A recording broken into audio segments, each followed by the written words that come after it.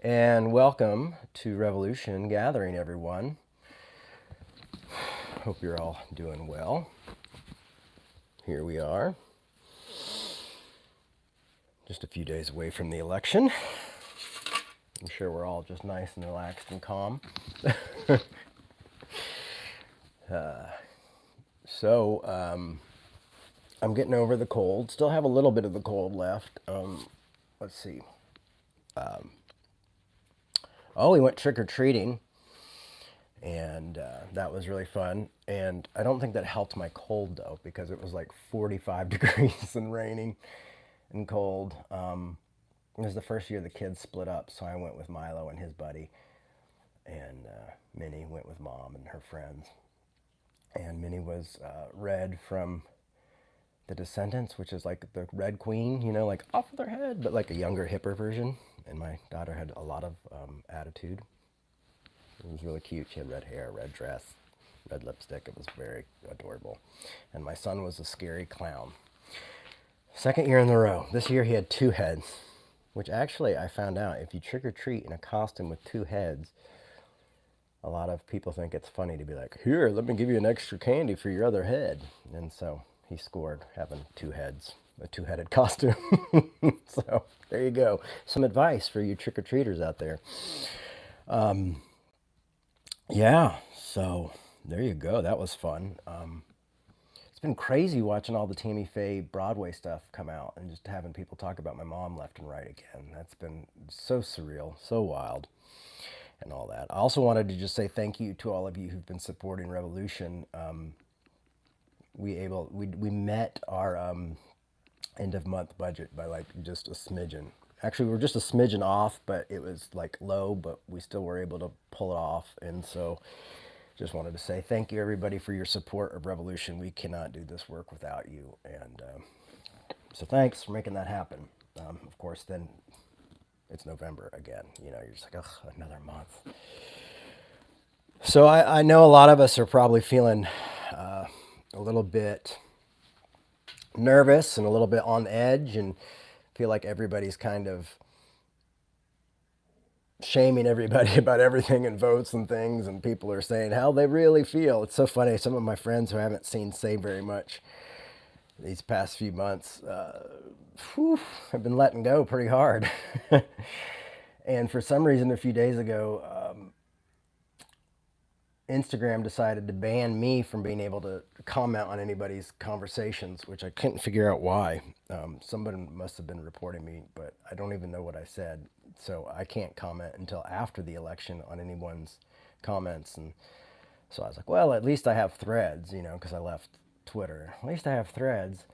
And then I went on to threads and I'm completely blocked from saying anything on there. So I can post pictures, but I'm not allowed to say anything. So I guess maybe they were afraid I was going to throw my hat into the race last minute and throw everything off, Jay Baker for president. I think that was the real worry, is that Meta is afraid my influence is too strong.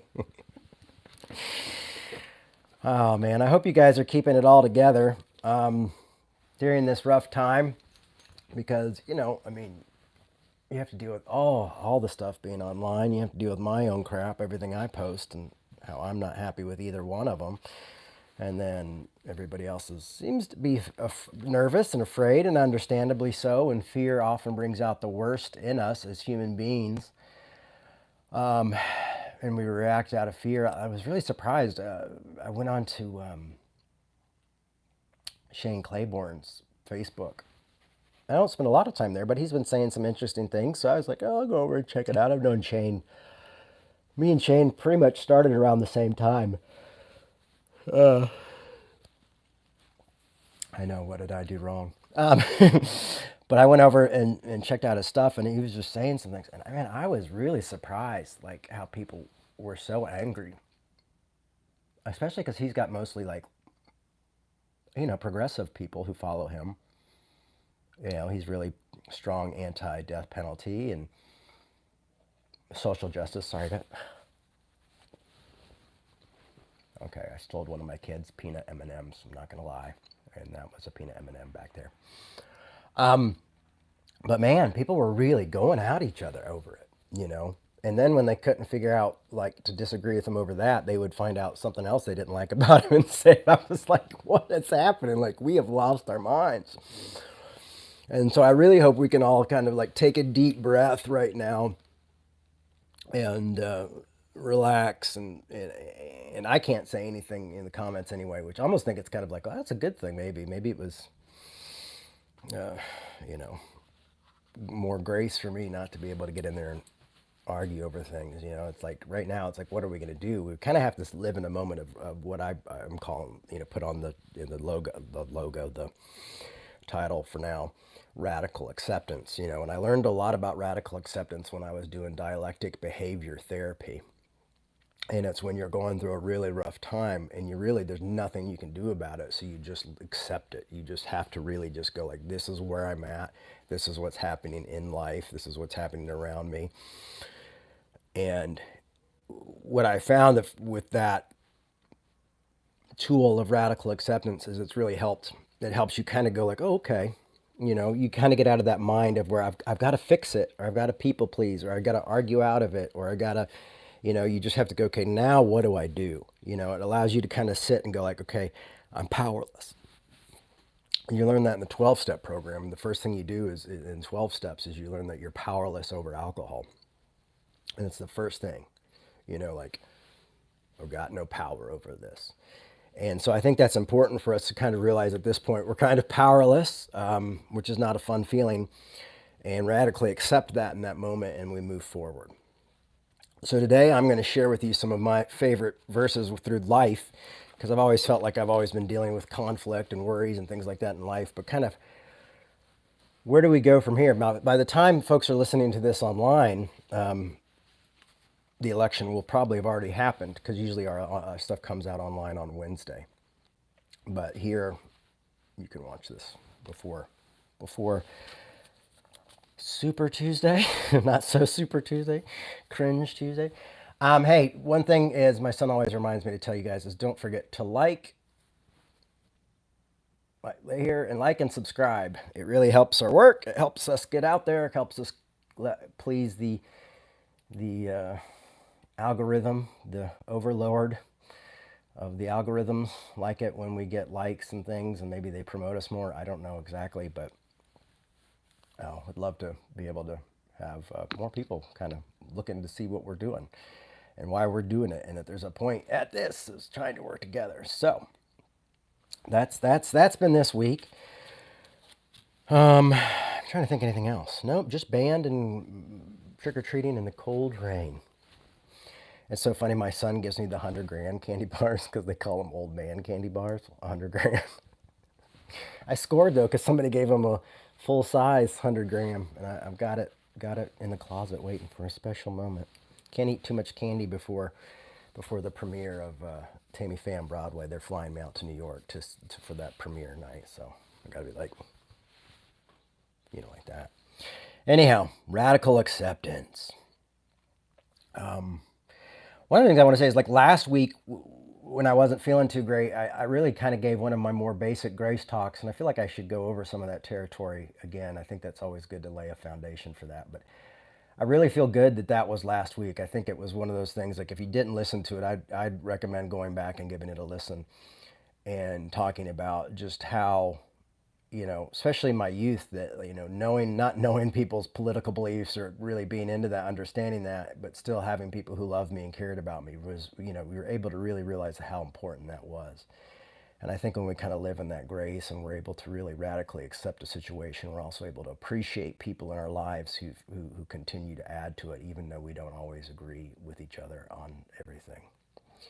And I get this might be too much for you. Some of you are like, I am done with talking about politics, so I'm out of here. I get it. So no worries. You can listen later, or, you know, do whatever you need to do. But the one verse that kept coming to me, and I try to stay out of Galatians the rest of the year because we really hit Galatians hard this year, but oh well, we got to go there. And so I'm going to be in Galatians 5:15. As you all know, it's one of my favorites. I'm going to start with 14. Let's start with 14. Galatians 5:14. Don't forget, like and subscribe and turn on your notifications. I wish I could be like, and then the fight, our 2,000th follower gets a lifetime supply of Mr. Beast bars, but I don't have any of those. Anyway, all right, so let's jump over to Galatians 5:14. For the whole law is summed up in a single commandment: you shall love your neighbor as yourself. You shall love your neighbor as yourself. And remember when they asked Jesus, well, who's my neighbor? And then he tells the story of the Good Samaritan. He's like, basically, like, everybody. Oh, shit. So, for the whole law is summed up in a single commandment: you shall love your neighbor as yourself. But 15 says, and this is the one that keeps ringing through my head as we go through this election and pre-election, and I see all the activity that we have on social media and all this. I remember before social media in Atlanta, Georgia, remember when George W. was president, and it was like there was a competition with the cars, and it was the W sticker, and then there was the no W sticker, the crossed out like Ghostbusters. And so it was like, it was really like surreal. All these cars, you either had a W on your car or a no W on your car. I opted out of that, guys. Man of grace. But I was just really crazy, like how that was such a big thing, especially in Atlanta. The no W versus W car. It says, if however, 15, if however you bite and devour one another, take care that you are not consumed by one another. I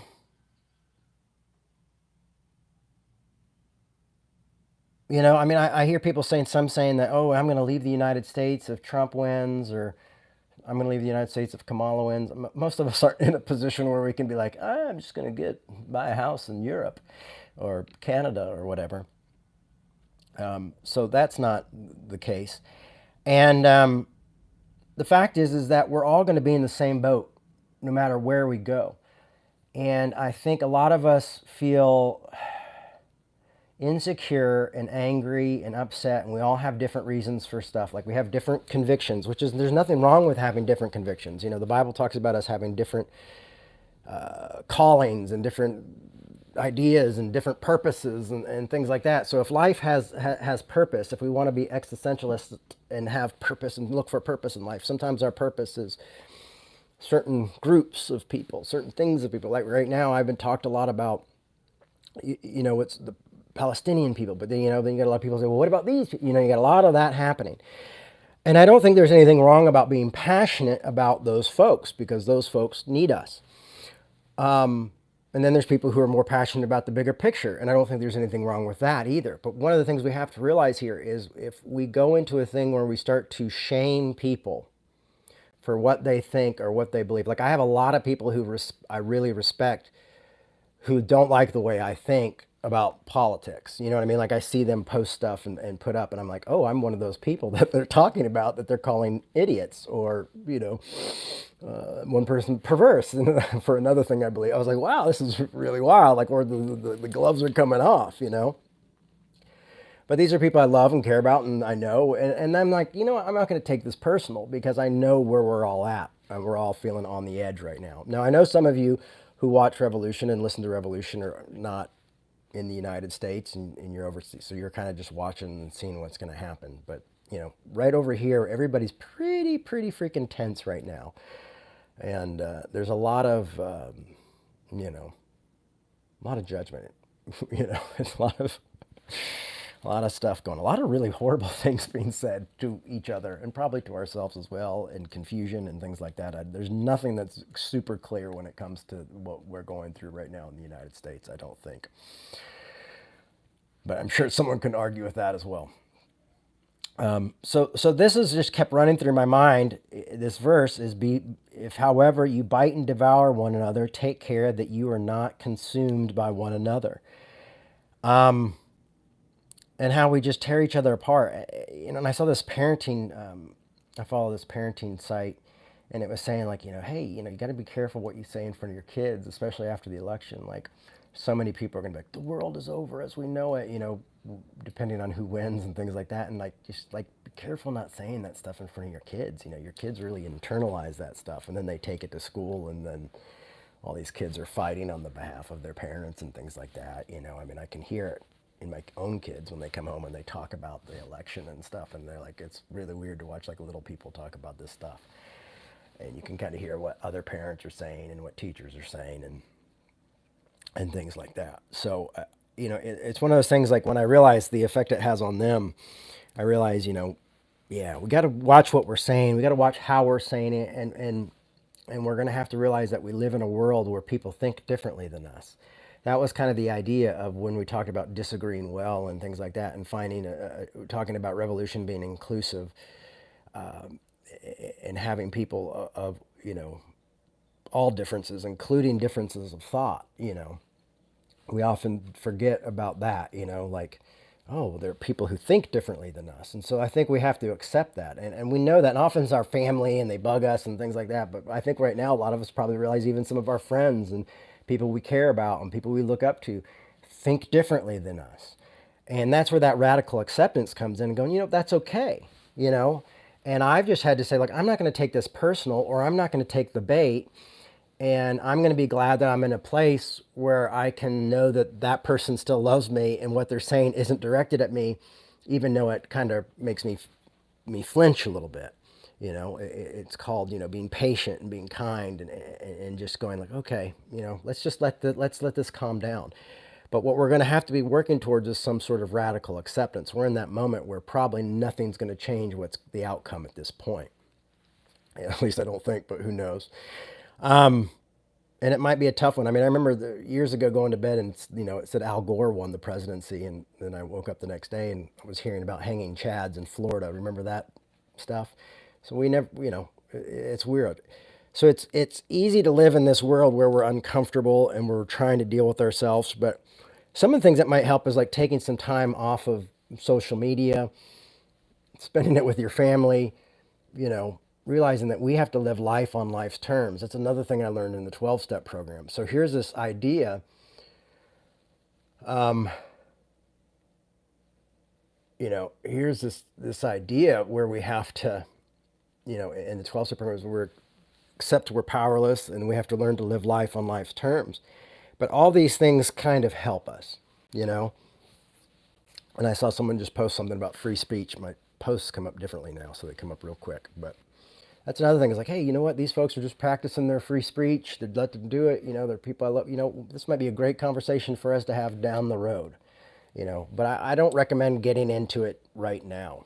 I just think I think it's really hard to disagree right now about politics in this current climate.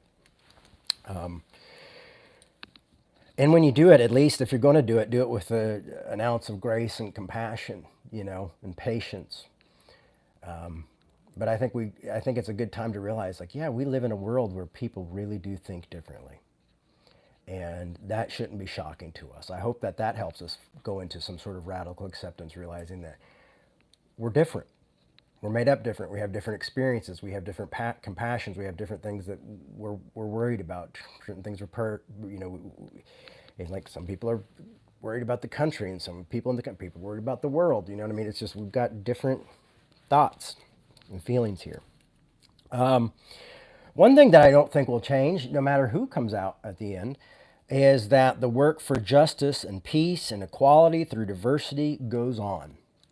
That it will be a continued work for all of us, is to truly help people find peace and justice and work for peace, whether it's here in this country or all around the world.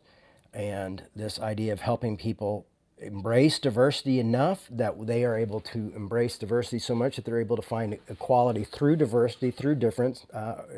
And when I say diversity, I mean diversity of religion, diversity of race, diversity of culture, diversity of politics, all this stuff. Those are things that we're going to have to embrace and learn in order to find equality there. And we're going to have to set up, maybe not our own table, but we're going to have a table that we can all go to and have these conversations, because I think if we can agree on a standard of at least, living, that would be good. one of the things I was looking at is thinking about too is what does it mean? What is the Christian called to do? And often I think we come off as like rebels without a clue, or we come off and somehow thinking like Christianity needs defending, you know. And I don't think that's really something that really needs defending at this point. But let's look at Matthew. Let's see what Jesus says. Here we go. Look, oh, this is cool.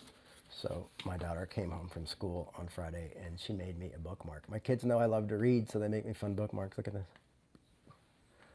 It's got a castle and owl, spooky witch owl. Hypnotize you, you will vote for it. I'm just kidding. And then all these fun jewels. Bling, bling, bling, bling, bling. But today, this talk today is really like let's get through Tuesday. Today's the focus is let's get through Tuesday. Thank you, Jason. I thought it was pretty cool too, man. It's kind of puffy, so it's like, glad to see you here, buddy. Glad to see you here. So what's gonna get us through Tuesday? It's the Beatitudes. What? Ladies and gentlemen, it's the Beatitudes. Yeah, that's it. Jesus saw the crowd and he sits down and he starts talking to them and he gives the blessed are. And so I thought these just might be some, I mean, I know it's simple ideas and it might seem silly to a lot of you, but it's not really silly to me. I mean, for me, it's always been these small things that have helped me through life. And that the fact that I don't feel like I think truth often gets through eventually. And so sometimes we just have to be patient that the truth is coming through. I mean, you know, if I thought my voice was the only thing that mattered, I would be really worried because usually we don't have that many people in the gathering and listening and stuff like that. You know, we have a lot of casual people who come in, but you know, we have a core group of probably a dozen. You know what I mean? So it's like, you know, I just trust that we're going to be doing the right thing and that we're in the right places. But it says, blessed are those poor in spirit, for they're the kingdom of heaven. And a lot of us may be feeling poor in spirit in the next few days. Blessed are those who mourn, for they will be comforted. Two things that are really great is if you mourn and your candidate doesn't win, just go listen to the new Cure album. I've only got to listen to a little bit because my kids are around right now. But one of the songs I listened to a few weeks ago actually made me cry. And I've not had a song I don't think ever make me cry. So that was pretty intense. The new Cure album will help you mourn. So if one of your friends and family lose, you can just send them the Cure album. I'm sure my dad, if he doesn't win, he'll be like, here's the Cure album. Like, what? What's the Cure? What was that solution, that blue magnet, silver solution? Is that silver solution? Blessed are those who mourn, for they will be comforted. Blessed are the meek, for they will inherit the earth. How about that? Blessed are those who hunger and thirst for righteousness, for they will be filled. And when I say that is like, you know, for me, it's like, I don't know, whatever happens on Tuesday, my job doesn't change. My work doesn't change. My priority of having my children doesn't change. My priority of doing Revolution and doing this work and speaking to you all and communicating justice and peace and grace and grace is anarchy and disagreeing well. I mean, I think these are things that will literally have such a positive effect on the world and the church that just doesn't change either way. One might make it a little bit different than the other, but that's what we're here to do. Oh, well, that makes sense, Jason. Then yeah, it's a really good. I've mourned a lot lately, and I know my buddy Jason, who's just commented, has mourned a lot lately. We've lost some good folks over the years, young folks too, and it's just, But blessed are those who hunger and thirst for righteousness, for they will be filled. And we got to take righteousness as not being some sort of like four-letter word, we put with self-righteousness, but right living, this idea of, living in peace, living in grace, living in mercy. Not shaming people because they didn't vote the same way as we did. I mean, I just, what broke my heart, I think, the other day was when I was on Shane Claiborne's thing. It was just all the shaming that these progressives were doing for each other. because there's some people who are like, I just can't vote for somebody who's a part of, what's happening in the Middle East, or somebody, I can't vote for them because, I have to vote for that person because I've got people who, but it felt like everything was cut and shame. I actually put my 2 cents in there in the conversation, actually. And I usually wouldn't do it on someone like Shane's thing, but I just felt the need to be like, hey, let's all step back and breathe a little bit, here are the facts. These are the decisions being made. We shouldn't be shaming people for following their convictions as much as we should, be, having better conversations, disagreeing way better than we are. It's just so wild to see how quickly when fear comes in, how angry and how much we lash out. Blessed are the merciful, for they will receive mercy.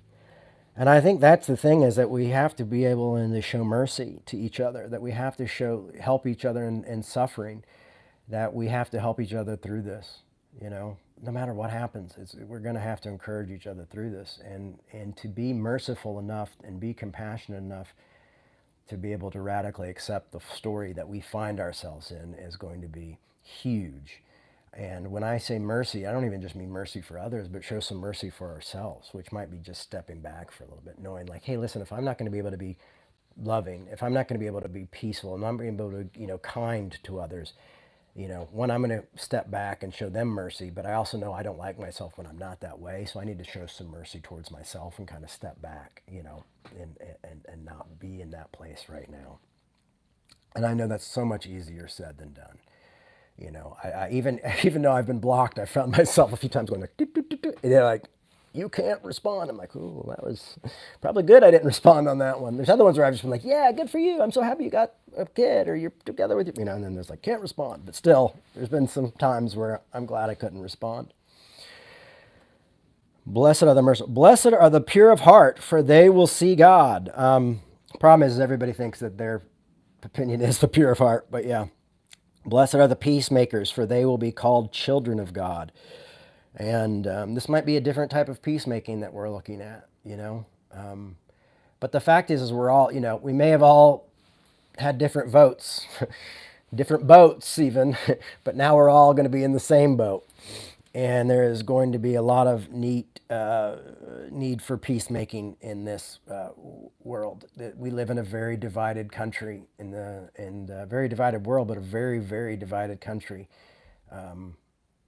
And we're going to need lots of people who are willing to be patient and kind and be peacemakers. I think we still have to speak truth to power. I think we still have to speak against violence. We still have to speak against war. We still have to speak against prejudice and things like that. But at the same time, we're also going to need to carry peace with us. I mean, I think that's ultimately what I've found from people like John Hume and Dr. King and things like that. They confronted some tough issues and spoke the truth, but it was often in a very peaceful way, in a way that showed mercy and showed respect for the other's opinion. And that's tough to do. That's tough to do in a world that we've just created, where it's like goodies and baddies, where we've kind of, a lot of social media, I feel like, takes away so much nuance in this world. And it helps us, it's caused us to not even be able to understand each other's different convictions or things like that. There's just so much shaming. I shared one of the books I shared in my recommendation is So You've Been Publicly Shamed. That's a really great book because you kind of get an idea of like what it's like to be the shamer, but also what it's like to be the one who was shamed within that. And I believe if we're following Christ, it's like the only shame that we should have is if people are really hurting other people. And I would say it would be really hard to say that either one of these candidates is going to keep everyone safe. So each one is going to hurt people in different ways. That's just where we're at. And that's just the nature of politics. That's why we need people who follow Christ. We need people who think differently. We need peacemakers in this world, because politicians doesn't seem to be their main point. Blessed are those who are persecuted for righteous sake, for theirs is the kingdom of heaven. And I think that's something to remember. is that as we continue this work, as we continue this fight, even though it's a nonviolent fight, as we continue these words, is to remember that, you know, we will be persecuted. That's part of it. They will be tough times. But when we are fighting for the righteousness' sake, when we're fighting for equality and diversity, this is going to be part of the work. And I really think the Beatitudes is kind of this idea of showing us what we're called to do, where we're called to go.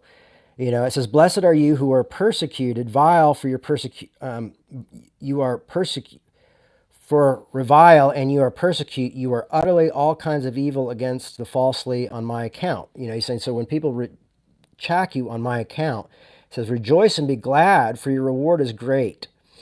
You know, the idea is that, you know, I think if you're following Jesus, I don't even want to say Christianity, but if you're a Jesus follower, Paulinian and things like this, a peacemaker, you're following even, you know, Kingian ideas or Tillichian ideas or Paulinian ideas, um, you know, you're going to run into this. You're going to be persecuted for believing that one way or the other.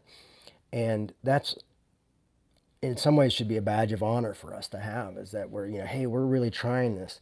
And there are going to be times where you get questions where you're going to have to rethink things. You know, people are going to confront you, oh, I never saw it that way. And you're going to learn about that.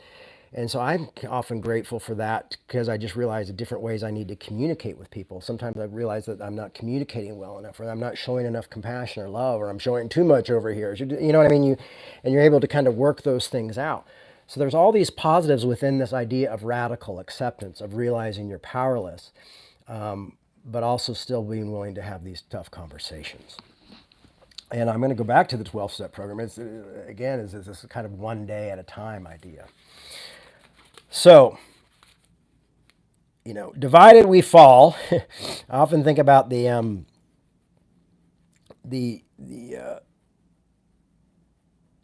you know, the more we're divided. You know, when Jesus got accused of casting out the devils because he was the devil, and he's like, a kingdom divided doesn't work. You know, and the more divided we are, the more the work doesn't happen. And so that's why I'm so eager and beating a dead horse in a way about this continuous reconciliation through diversity and disagreeing well.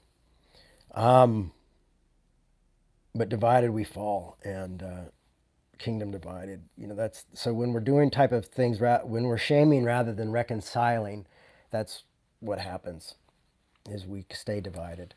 And I hope that we're able to see nuances, at least especially with people on you who believe who are part of your own political side. You know, we can see that. At least that's a place to start. You know, I'm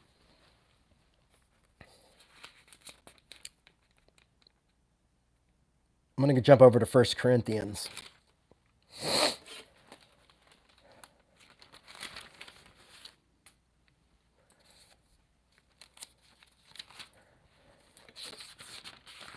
During political times, people are like, "Is he going to 1 Corinthians 1?" And I am going to 1 Corinthians 1, but for a different reason than you think.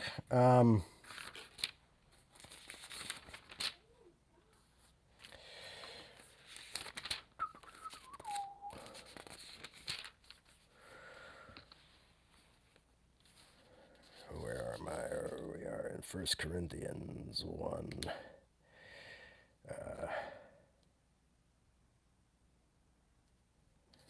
Here we go. Division in the community. 1 Corinthians 1:10. Now I appeal to you, brothers and sisters, by the name of our Lord Christ, that all of you be in agreement, and there be no division among you. Wow, thanks, Paul. Appreciate that. It's all settled in. But that you be united in the same mind and in the same purpose. Okay, once again, Paul, we're trying. For it has been reported to me and by others, people, that there are quarrels amongst you, my brothers and sisters. What I mean is that each of you say, I belong to Paul, or I belong to Apollos, or I belong to Cephas, or I belong to Christ. Has Christ been divided? Was Paul crucified for you? Or were you baptized in the name of Paul? I thank God that I baptized none of you except Crispus and Gaius, so that no one can say that you were baptized in my name. I did not baptize also the household of. Oh, okay, he's going on to who he baptized. Let's just jump then. For Christ did not send me to baptize, but to proclaim the gospel, and not with an eloquent wisdom, so that the cross of Christ might not be emptied of its power. So he doesn't use eloquent wisdom, much like yours truly. But what he's saying is like what happens, and I thought this was important because it was kind of like a lot of us do as followers of Christianity. Not, I know not all of us are Christians here, but you come here for different reasons, but people we follow, and it goes like, well, us going like, well, I'm a follower of Trump. Well, I'm a follower of Kamala. Well, I'm a follower of I can't Jill Stein. I'm a follower of Cornel West. I'm a follower, whatever, And Jesus is like, these aren't the people you follow. You know what I mean? Like these aren't your, this isn't, you shouldn't be persecuted for these people. The last time I checked, these people weren't the ones we were following. And so when we allow those other people like Paul or Cephas or anything, or Trump or Vice President Harris, these people to become our jackass or the elephant, the donkey or the elephant. I remember by the time I get to Arizona, my public enemy, Chuck D, said, neither party is mine, not the jackass or the elephant. And I posted that a few months ago and nobody liked it because they were just like, no, we follow that party or this party. And I get it. I was like a really hardcore Democrat most of my life. And so I get it. But, he's saying like neither party really represent the needs of the poor, the needs of black folks, the needs of these folks, and so that's what the Saint Chuck D was trying to tell us. And honestly, to be completely honest with you, I really do hate the state of the United States right now. I hate walking on eggshells. I hate not knowing what I can say and I can't say in front of people, even people I care about and I love. You know, it's nice. One of the things that's really great about my friendship with my buddy Pete Rollins is me and Pete are able to really disagree well. And I think it's good to have somebody like that in your life. You know, like we're able to talk about subjects that would usually get people arguing and fighting, and we're just able to lay it out on the table and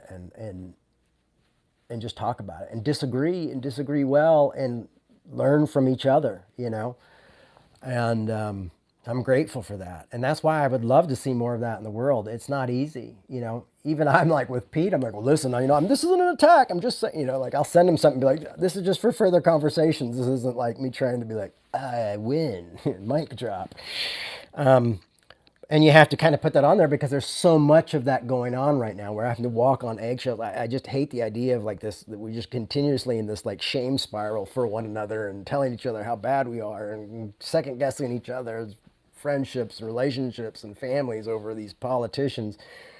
And I know it's important, but these aren't the type of people that I would die for, much less put my life on the line or my relationships and people I care about on the line for them. And I think that comes with life and that comes with experience. Often I think we're rebels without clues. And over time we start to learn things, and then that's when we become the rebels with causes, you know. And again, you all know I think speaking the truth and speaking out is very important. But what I like about what Paul's saying here is this idea that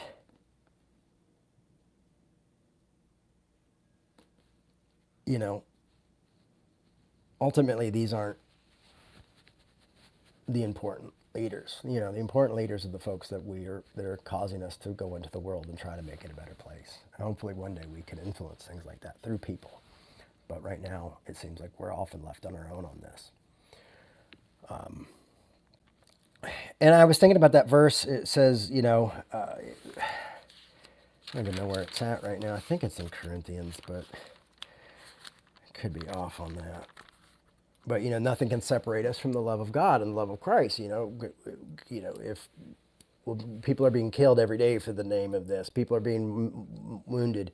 If we lose everything, does that mean God doesn't love us? It says even the gates of hell cannot prevail against the love of God. And I think that's something very important to remember, is that no matter what happens on Tuesday, that grace is still the same. Jesus is still the same. Grace will still be anarchy and still be needed.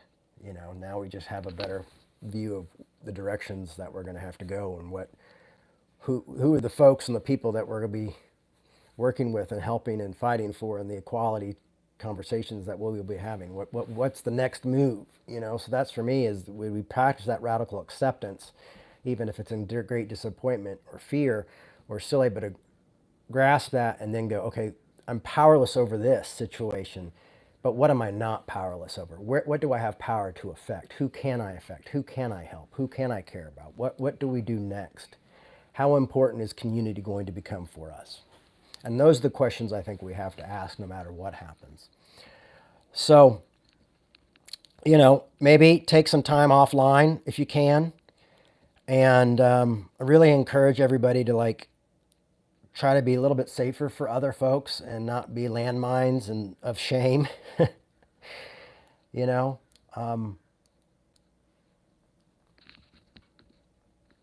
it's a much better world if we kind of learn how to go man, I think you made a horrible decision for that, but you know what? I don't understand where you've come from, who you are. Maybe I need to know more about that. So that's where radical acceptance is. It's not fancy, it ain't pretty, it ain't beautiful, and it's not easy. But we're all kind of entering into a situation of the unknown. And there's so much nervousness around it and so much craziness about it. But, we've survived this type of thing before, and we will continue to have to live through this type of thing probably for a long time, unless we're all able to get together and affect power in a different way, in a very unique way, where people's basic needs are the main concern for each other rather than sexuality or where someone's from or, religion or land or things like that. Maybe basic, worry about making sure people are healthy and fed and have their basic needs met. I mean, that's my hope for one day in the world and politics, is that it becomes about human needs, not human particulars, not religious convictions or prejudices or things like that, where we have to get to swallow the tough pill and go you know what, we're going to have to live in a world with people who are different than me, and people who think different than me, and people who are different than me, and people who think my religion is a fairy tale, and then I think this is that. We're just going to have to live in that world. And the more we're able to radically accept that, the more we're able to move forward and go okay, well then what does everybody else need? If we're all able to eat and take care of each other and have medical care, maybe we can have better conversations. And I'm not saying, it's so funny that I had said that to somebody and they're like, oh, you're like a utopian. I'm like, a utopia where people are able to eat and have affordable housing?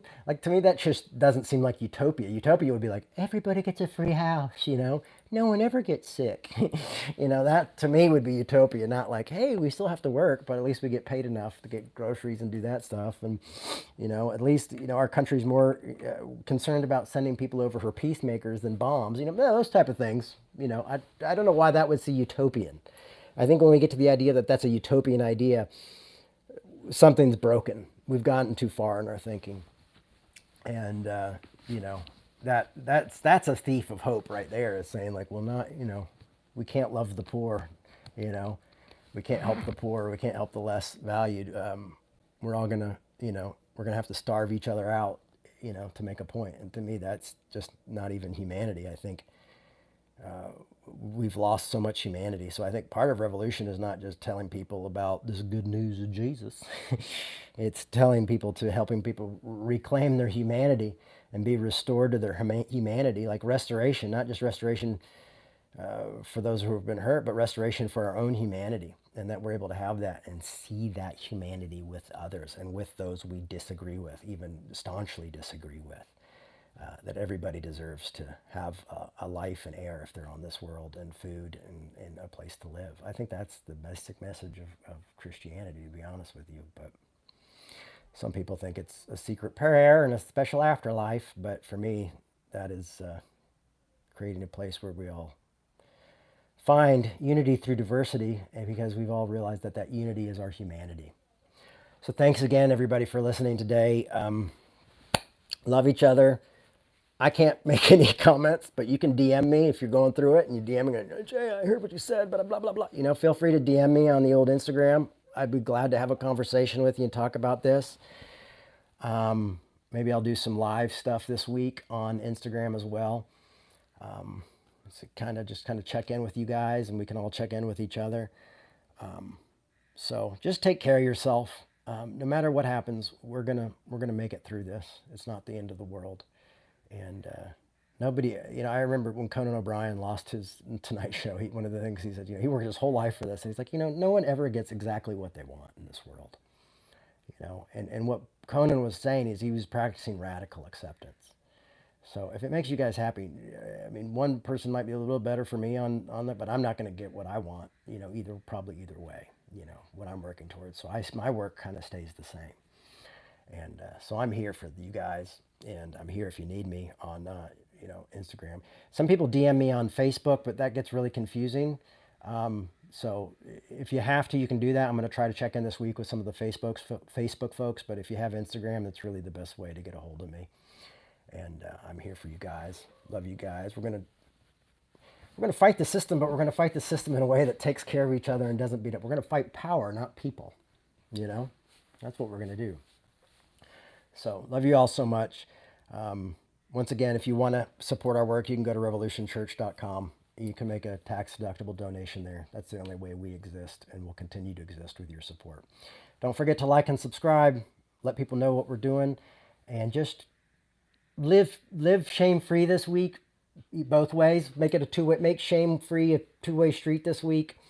Show each other a little love, a little grace, and practice that radical acceptance. You can look up dialectic behavioral therapy and can look up radical acceptance. I've got great explanations on what that is. That might help you a lot. And we're going to make it through this either way. So that's what I'm telling you. So my mom used to say, you can make it. And she also said, we're all made of the same old dirt, and God don't make no junk. So that means even our political person who's different than us is not junk. We're made of the same old dirt. So remember that, and we'll get there with grace and love. It's going to be an exciting time because we're going to be figuring things out in a different way, in new ways. So fingers crossed. Love you guys, and see you on the other side, literally. Bye-bye.